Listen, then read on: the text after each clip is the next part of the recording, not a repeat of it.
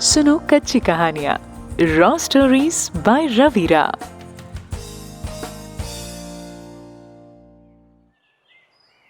हमारे यहाँ गांव में निकनेम नहीं होते, बस असल नाम के पीछे या लगा देते हैं। जैसे रवि का रविया, शशि का शशिया, कपिल का कपिलिया, सुमित का सुमितिया। मैं 9th क्लास में हूँ और मम्मी ने कहा कि आज अर्जुनिया के घर चलेंगे। अर्जुनिया मेरे मामा के लड़के का नाम है। हम मामा के घर गए तो पता चला कि वहाँ और भी मेहमान आए हुए हैं और उनके साथ कुछ उद्दंड बच्चे भी आए थे।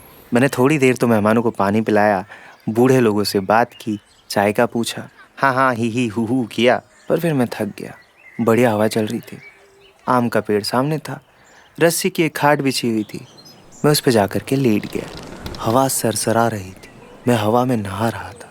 मैं यही सोच के गदगद हो रहा था कि अब कम से कम 2-3 दिन तो यहीं रहना है, स्कूल से छुट्टी। मैं खाट पे लेटे लेटे इंतज़ार करने लगा कि जैसे ही धूप कम होगी, गांव के बगल में खड़ी एक पहाड़ी पे जाके बैठूंगा। वहाँ से ना खेत दिखते हैं, छोटे छोटे टुकड़ों में खेत, ऐसे जैसे किसी मिठाई के डिब्बे में छोटे छोटे चौकोर पीसेस रखे हों और ग्रीन कलर की परत चढ़ी हो। इतना खूबसूरत लगता है ना कि ऐसे कई सारे उदाहरण दे दूँ तो भी समझा नहीं पाऊंगा आपको मैं कि कैसा लगता है वहाँ से।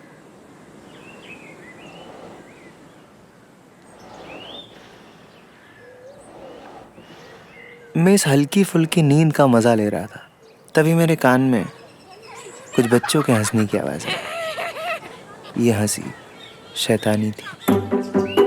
मैंने आँख खोल के देखा तो उन्होंने एक पत्थर उठा रखा था। वो मेरी खाट से करीब 20 हाथ दूर खड़े एक आम को मारने लगे। मुझे लगा कि एरिया तोड़ रहे होंगे। मैंने आँख बंद करके रखी, पर थोड़ी देर बाद जब उनकी चटर पटर खत्म नहीं हुई तो मैंने आंखें खोली और देखा कि बच्चे कीरी नहीं, गिलहरी का निशाना लगा रहे थे। वो आम के पेड़ के आसपास फुदक रही गिलहरी का शिकार करने के फिराक में थे। मैंने थोड़ा ऊंची आवाज में कहा, ए! वो थोड़ा सा डांट डूट के भगा दिया। अच्छा लगता है ना बच्चों पे रौब दिखाना। मैं फिर से आंखें बंद करके सो गया, पर थोड़ी देर में उन बच्चों की आवाज़ फिर से सुनाई दी। मैंने आंख खोली और देखा इस बार उनके हाथ में कोई पत्थर नहीं था। मैंने फिर से आंखें बंद कर ली और ये सोच के खुश होने लगा, कहाँ स्कूल जाते हैं लोग, क्यों जाते हैं स्कूल, सिर्फ इसलिए कि एक आराम की जिंदगी मिले। अरे देखो, आम के नीचे सो रहा हूँ बिना स्कूल जाए, आराम की जिंदगी यही तो है। तभी मेरे कान में एक बच्ची की आवाज आई, दिले मिला के देख। मैंने आंखें खोली तो दूसरा बच्चा गिलहरी का निशाना लगा रहा था। उसने गिलहरी को पत्थर मारा और गिलहरी बाल बाल बची।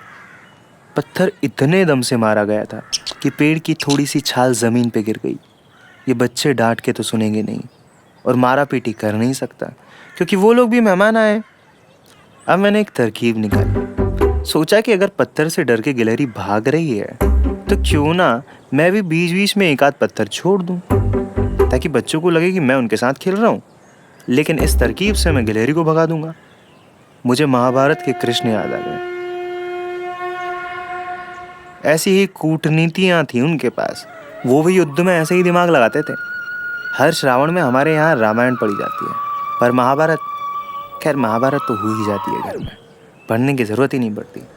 पापा बताते हैं कि जब पुरानी महाभारत यानी B.R. चोपड़ा की महाभारत आती थी टीवी पे तो पूरा गांव आके बैठ जाता था। और मैं समय हूँ से शुरू हुई कहानी महेंद्र कपूर के धोए पे खत्म होती थी, जो कि एपिसोड का कंक्लूजन होता। जब कृष्ण ने अर्जुन को कन्विंस किया था कि भाई लड़ ले, तो एपिसोड खत्म होने पे महेंद्र कपूर ने गाया था, दुविधा में धृतराष्ट्र हैं, युद्ध सका नहीं रोक, योगेश्वर समझा रहे, अर्जुन करो ना शोक। खैर, सीधे शब्दों में कहूँ तो मुझे अपनी चालाकी पे इतना गर्व हो रहा था कि मैं खुद को कृष्ण समझने लगा था। मैंने एक पत्थर मारा, बड़ा वाला, ताकि गिलहरी डर से भाग जाए, और वो भाग भी गई। थोड़ी देर बच्चे परेशान रहे जब गिलहरी वापस नहीं आई, तो मैंने एक और पत्थर उठाया और पेड़ की एक ऐसी जगह पे मारे जहाँ पत्ते ज्यादा हो। तो पत्थर मारा तो पत्तों ने जोर से आवाज की। मैंने सोचा गिलहरी इससे तो भाग ही जाएगी। घर के अंदर चाय तब गई थी। मेरी मम्मी की आवाज आई, रविया रविया। यह आवाज इसलिए दी जा रही थी कि घर में जो चाय बनी है उसे मेहमानों को दे दूं। फिर से आवाज आई, रविया। मैंने सोचा कि अब चले जाता हूँ, पर मैंने सोचा मैं भी तो मेहमान हूँ, हर जगह थोड़ी ना काम करते रहेंगे यार। मैं वापस अपनी खटिया पे बैठ गया, लेकिन तब तक गिलहरी भी आ चुकी थी और बच्चे भी हरकत में आ चुके थे। बच्चों ने पत्थर उठा लिए थे, गिलहरी उनके सामने थी। अब मुझे तेजी दिखानी थी। मैंने एक बड़ा सा पत्थर उठाया ताकि गिलहरी को भगा दूं। हाथ को प्रॉपर डिग्री पे लेके गया और जैसे ही पत्थर कमान से छूटने वाला था, रव्या, यह आवाज और तेज थी। हाथ का कोण बिगड़ गया, पत्थर हाथ से निकल गया और सीधे गिलहरी पे। बच्चे मेरे लिए ताली बजा रहे थे, जैसे मैंने निशाना लगा दिया, पर मुझे कुछ सुनाई नहीं दे रहा था। बस घायल पड़ी गिलहरी की आखिरी चींची सुनाई पड़ रही थी। मैं उसको जिस ट्रिक से बचा रहा था, उसी से गिलहरी मर गई थी। मैंने पहले मेहमानों को चाय पिलाई, फिर गिलहरी के पास गया पानी पिलाने, पर गिलहरी तो दम तोड़ चुकी थी। मैं जब तक वहां रहा, पूरा वक्त उदासी में रहा, पर जब घर लौट रहा था तो पुरोहित बस में सबसे आगे वाली कैबिन में बैठ के खुद को समझाया कि तुम कृष्ण हो, अर्जुन थोड़ी हो जो हमेशा सही निशाना लगेगा तुमसे। और मैंने इस तरह से फिर से खुद को बेवकूफ बना लिया।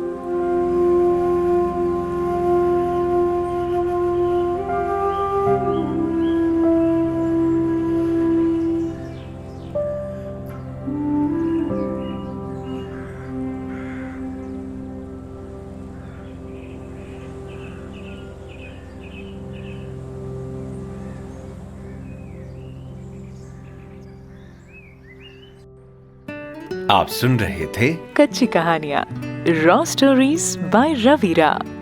ये कहानी लिखी और नरेट की है रवीरा ने। कहानी का म्यूजिक प्रोड्यूस किया है आकाश मंडलोई और शुभांशु गुप्ता ने। टाइटल वॉइस ओवर है रितंबरा त्यागी का और क्रेडिट वॉइस ओवर दिया है कबीर ने।